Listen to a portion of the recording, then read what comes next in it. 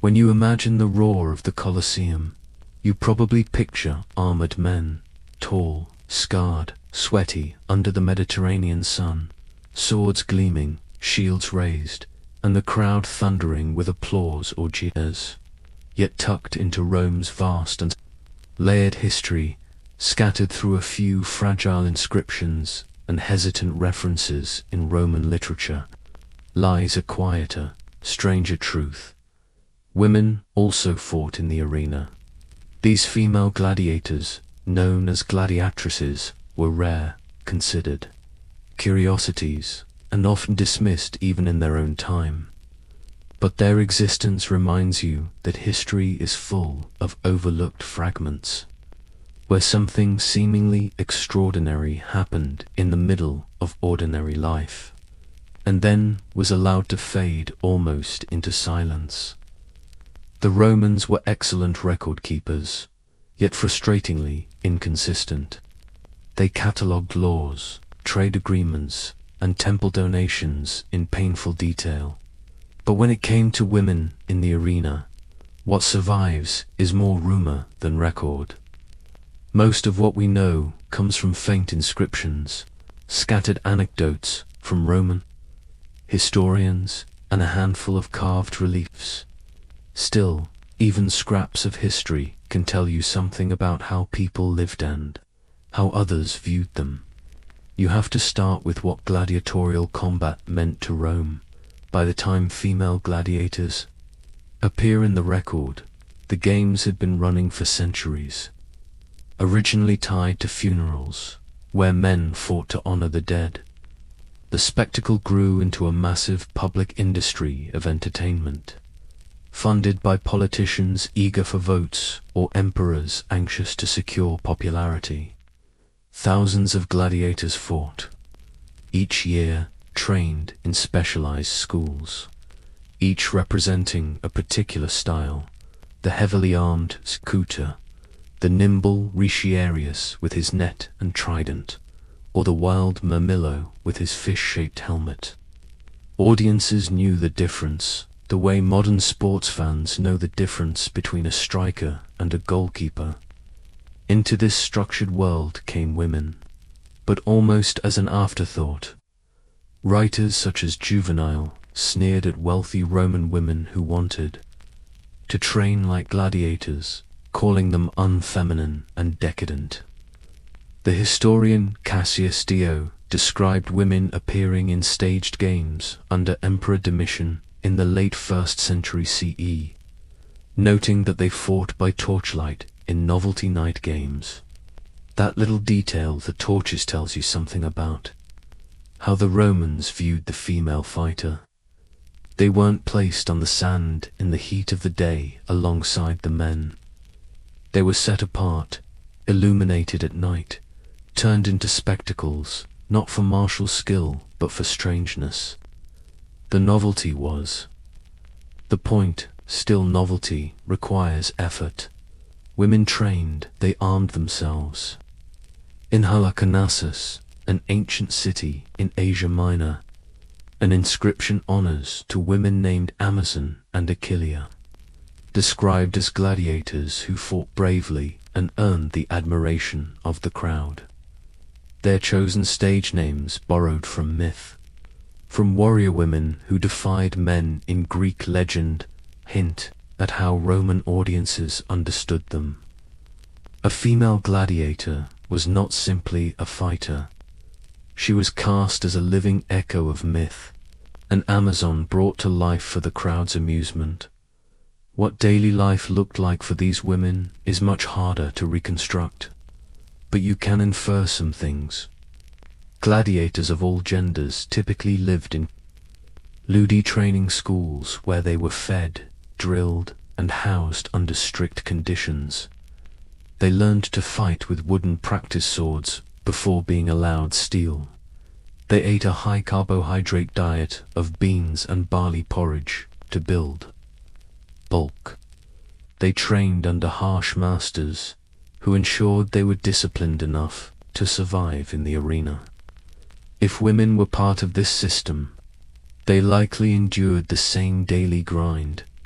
bruised arms from practice blows, aching legs from endless drills, the dull taste of the barley gruel day after day. And yet, women in gladiatorial schools would have stood out. Some scholars believe many female fighters were enslaved or of low status, thrown into the arena by circumstance. Others suggest that wealthier women trained voluntarily, chasing the thrill or scandal of performing in public. Juvenile's biting satire in his satires complains about high-born women strapping on greaves and helmets, seeking applause. It is difficult to know whether he exaggerated for effect or described a real trend. Either way, the fact that he wrote about it means that the image of female gladiators was real enough to mock. For the audience, watching a woman fight was both shocking and fascinating. Roman ideals of femininity centered on domestic life, modesty, motherhood, weaving, and silence. To see a woman with a sword in her hand, body glistening with sweat, stepping into a role reserved for brutal masculinity, unsettled expectations. Perhaps some in the crowd laughed, some jeered, and some secretly admired. What mattered to the organizers was that people paid attention. The arena thrived on attention, and female gladiators drew it in. What fragments survive of their stories remind you that history often comes in whispers. The relief from Halicarnassus shows the two female gladiators side by side, victorious, honored for their courage. But why were they honored? Who chose to commemorate them? And what did it feel like to stand under the torchlight, helmet pressing, down on the skull, sword gripped in calloused hands, knowing that hundreds of eyes were watching, judging, expecting a show? The Roman elite, of course, had mixed feelings. Cassius Dio notes that by the reign of Septimius Severus in the early 3rd century CE, women in the arena were banned outright. The emperor, perhaps fearing that the novelty was becoming too common, or that it undermined Roman gender order, declared an end to the practice. The law tells you something important. There had been enough female gladiators, for long enough that an imperial ban seemed necessary.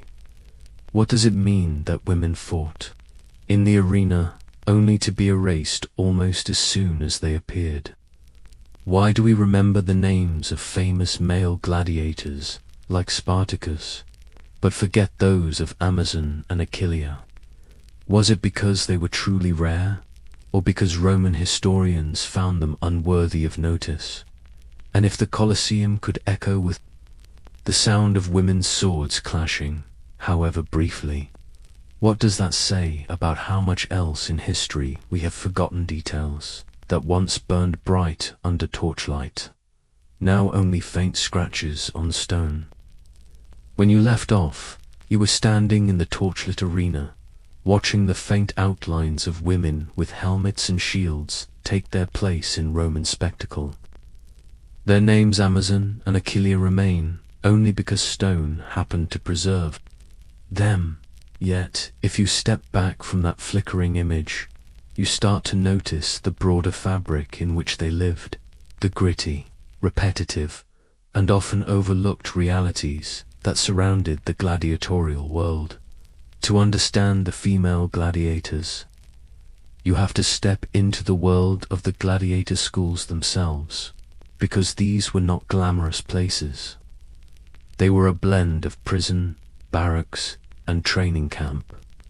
The largest and most infamous in Rome was the Ludus Magnus, built next to the Colosseum itself. Imagine a square compound, cells lining the outer walls, a central training arena where wooden weapons clattered day after day. Gladiators were not free citizens, moving as they pleased. They lived under watch, slept in communal quarters, and ate what was provided. The daily diet of gladiators often surprises modern listeners. They weren't fed meat to make them strong. Instead, they ate what Romans themselves called the barley diet. Archaeological remains of gladiator bones show unusually high levels of calcium, suggesting that their porridge of barley beans and vegetables was supplemented with a kind of ash-based drink. Think of it as a crude sports supplement, meant to harden the bones against impact. For a female gladiator, this would have meant consuming the same monotonous gruel, the same carefully measured portions, day after day. Whatever their social origin had been, whether noblewoman or enslaved woman, life inside the Luddios erased that identity and replaced it with the body of a fighter. Training was relentless. Each type of gladiator had a strict fighting style too. Learn. The Secutor wore a smooth helmet with tiny eye slits, designed to fight against the net-wielding wrist. The Murmillo carried a heavy rectangular shield and sword. A female gladiator might be slotted into any of these roles, her body forced to adapt to armor and weapons that were not designed with her in mind. We cannot know the bruises, the torn muscles, the long hours of swinging a wooden practice sword until the arm grew numbered. We can imagine them, because gladiators of both genders endured it. What is striking is that some women chose this path. While many gladiators were enslaved or condemned criminals, inscriptions and satirical sources suggest that some high-born women joined voluntarily. The Roman satirist Juvenal mocked women who craved the roar of the crowd more than the domestic quiet of weaving looms. To him, it was evidence of moral decays that noble women would rather sweat in the sand than raise children. But behind his scorn, you glimpse something remarkable. Women with enough wealth and agency to make a shocking choice, to train their bodies for combat, even at the cost of ridicule. For ordinary Romans in the stands, the sight must have been unforgettable. Picture the amphitheater not as a grand, romantic ruin as we see it today, but as a working machine of spectacle. Stone seats crowded with citizens of all classes, vendors selling figs and bread, the smell of oil lamps if the games stretched into the night. The crowd shifted from cheers to murmurs when a woman appeared in armor. Some laughed at the absurdity. Others leaned forward with curiosity. Children may have pointed, men may have jeered, but all eyes were fixed. In a world where social roles were rigid, a woman stepping into the gladiatorial role was an inversion of expectation. And Roman society thrived on such inversions in the arena. It wasn't only Rome. Evidence suggests that female gladiators appeared in provincial arenas across the empire. The relief from Halicarnassus is one example. Another comes from a British site. In 2000, archaeologists uncovered a skeleton in Southwark, London, dating from Roman Britain, buried with what some interpret as gladiatorial honors. The evidence is debated, but the possibility itself suggests that the novelty of female fighters extended to the edges of empire. Imagine the shock of a provincial crowd in Londinium, far from Rome, suddenly seeing a woman stride into the sand with a sword. The practicalities of female combat were also shaped by performance. Unlike professional male gladiators, who could fight dozens of matches over their careers, women may have been used more sparingly, almost as special attractions. Cassius Dio mentions female gladiators under Domitian, not in terms of skill, but as curiosities. Their appearances were events in themselves, meant to punctuate the ordinary rhythm of games. This suggests that women in the arena were perhaps not expected to build long careers. but to provide unforgettable moments. You also need to consider the layers of meaning the Romans projected onto them. When women fought, they were often called Amazons, evoking the mythical tribe of warrior women from Greek legend. By framing them this way, Romans both acknowledged and contained their strangeness. They were not Roman women behaving as Roman women should. They were mythic echoes, curiosities from a storybook brought to life. In this way, the audience could marvel without needing to completely reimagine the role of women in their society. But beneath that mythic veneer lay real bodies, real lives. Women took blows, endured exhaustion, bled in the sand. Their struggles were as physical as any man's. Yet their stories survive only in hints, filtered through the lens of those who saw them as jokes, scandals, or rare entertainments. You can feel the gap here, the silence of the women themselves. No diary from a female gladiator survives, no letter home, no voice saying what it felt like to pick up a sword for the first time, or how the crowd's laughter stung more than the whip of a trainer. By the early 3rd century CE, female gladiators had vanished from Roman life. Septimius Severus Ban formalized what was already becoming practice. Women were no longer to be seen in the arena. The reasons are debated.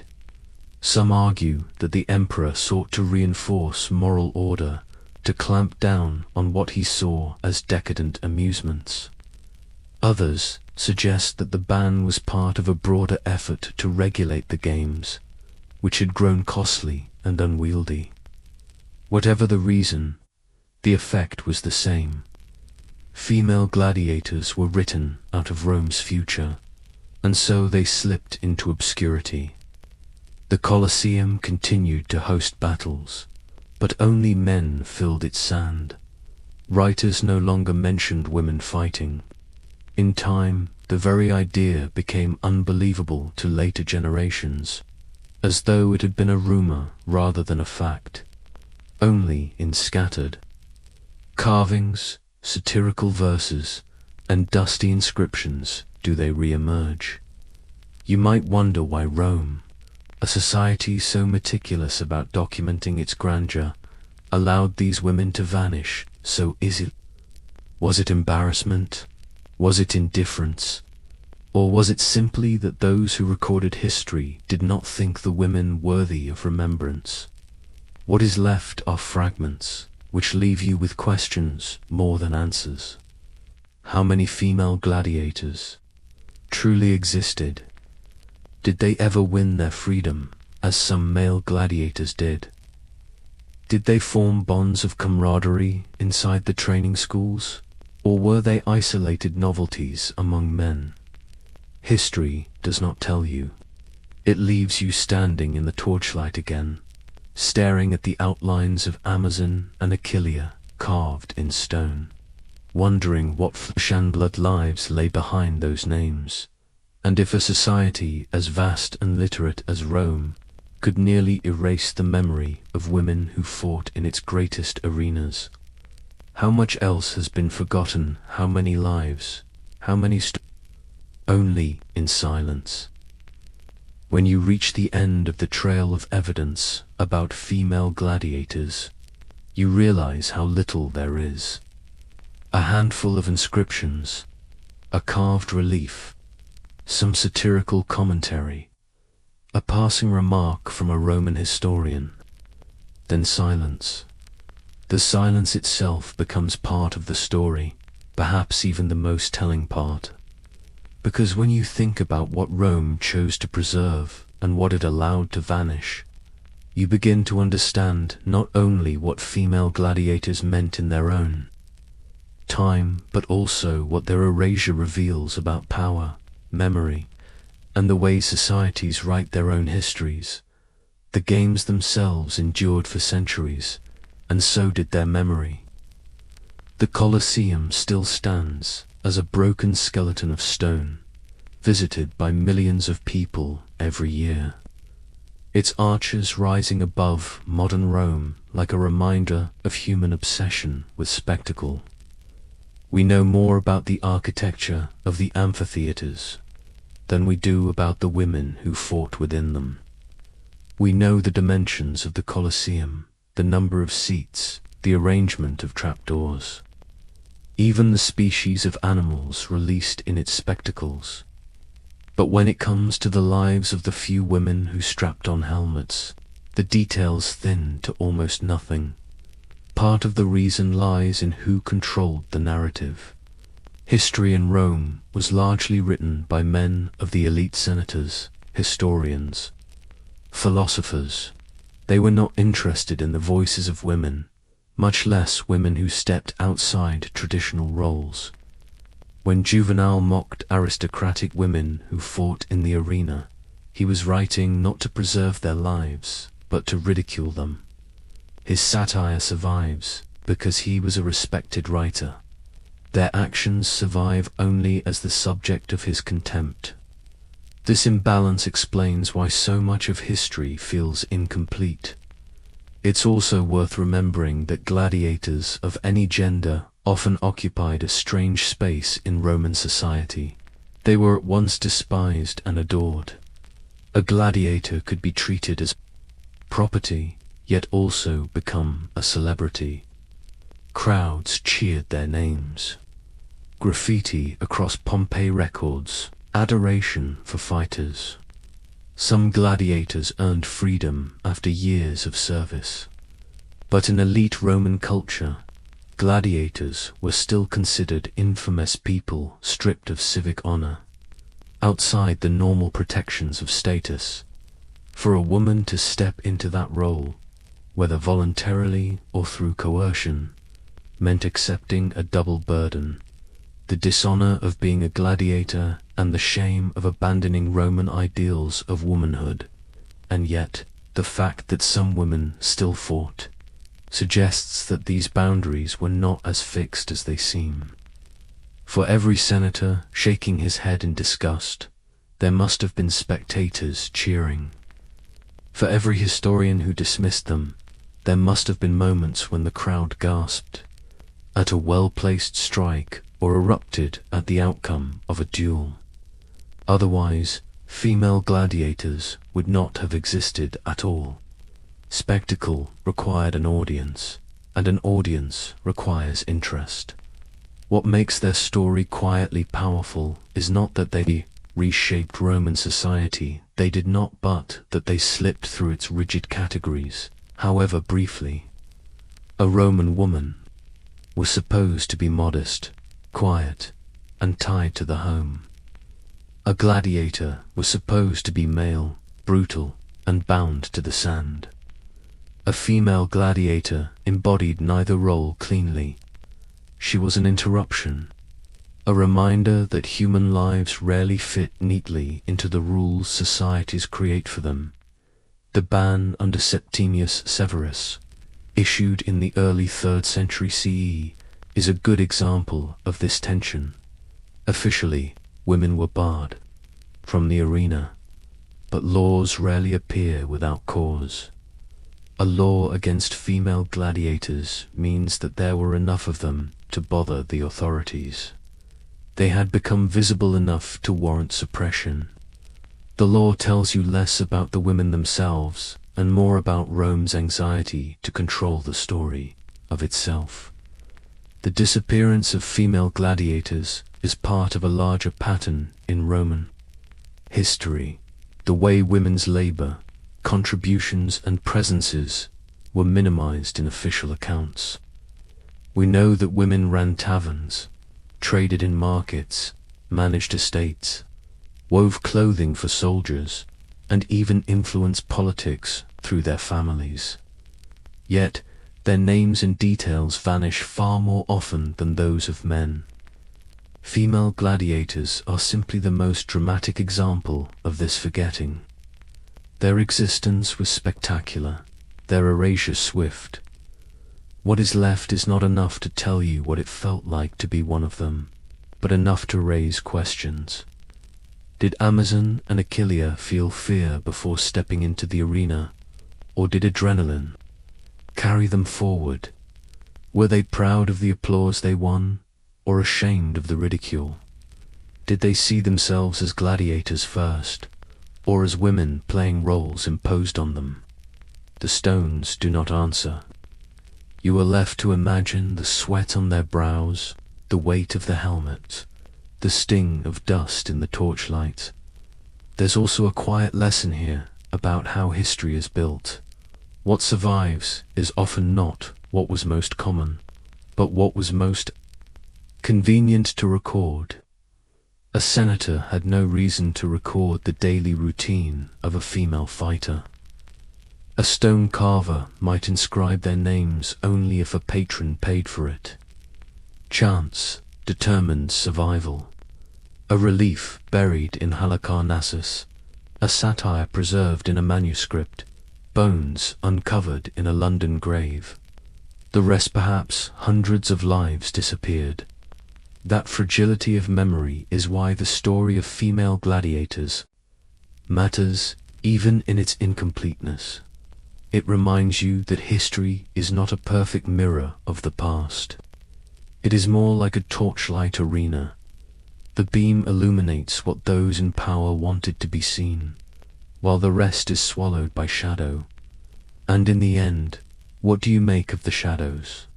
Do you treat them as empty, or do you let them remind you of how much is missing? The Colosseum still stands, but it is silent now. The crowds are gone, the roar has faded, the sand has turned to dust. Yet, if you listen carefully in those ruins, you might imagine the faint clash of swords, the gasp of surprise when a woman stepped into the ring, the way thousands of heads turned in unison to watch something they thought they would never see. History does not preserve their voices, but it preserves the echo of their existence. That echo is enough to remind you that behind every ruin and every inscription there were once lives as vivid as your own lives now, reduced to fragments. And perhaps the quiet question at the end of this story is not whether female gladiators mattered to Rome. They did, briefly, but whether our forgetting of them says more about us than about them. If history can almost erase women who fought in the most public spaces of the empire, how many others lived and worked in silence, never even stepping into the light of record? It is a question without an answer, a reminder that history is not just about what happened, but about what has been allowed to survive.